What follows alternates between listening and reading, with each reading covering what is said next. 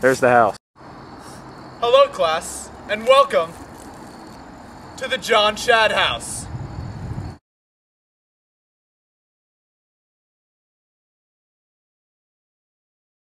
This house was built in 1725 by John Wyeth. In 1729, he married Elizabeth Richardson, where he lived with her until 1760 when he died. She remained in the house for 6 years, where she watched the Continental Army from her attic window just around the corner. And today, we're not going to get in. Hello. Elizabeth Richardson, during the Battle of the Brandywine, feeling threatened by the Hessian presence, would hide all of her silverware in her pockets, but she refused to leave the house because it meant so much to her.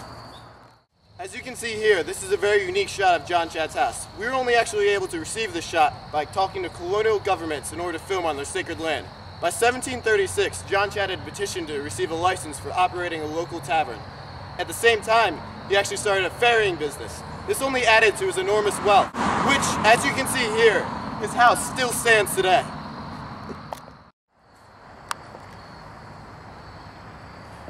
Although by today's standard this house was small, back in its time it was known as a mansion. John Wyeth acquired his wealth through both ferrying and plantation owning. He moved here to settle with his wife, Elizabeth Richardson. The Chad's house is conveniently located near the Battle of Brandywine, where the British Army defeated the Continental Army and left Philadelphia vulnerable to further attack. Along with the house itself, this spring house was built. Due to the lack of a natural spring or source of water where the Chads could draw their house from, this house was built. As you can see, it's built underground because that's where the spring was located. Seeing as John Chad and Elizabeth were both Quakers, they built a house that evoked the simplicity and functionality of the Quaker religion. As you can see, there are many windows on the house. This is very rare because the materials to make these windows were very expensive at the time. And you could also see that there are 2 chimneys on the top of the house that show that they could effectively heat their house. Now we talk much about this fellow John Chad, and as you all may know, there is a town around us named Chad's Ford. This is indeed named after him.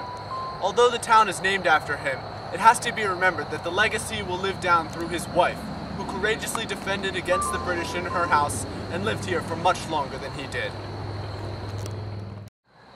Through today's presentation, we hope you were able to take a bit of history with you today to apply to the future tomorrow. I'm Hunter Price. I'm Nick Morrison. I'm Josh Gilbert. And I'm Ian Judge. Have a great day, students. Okay.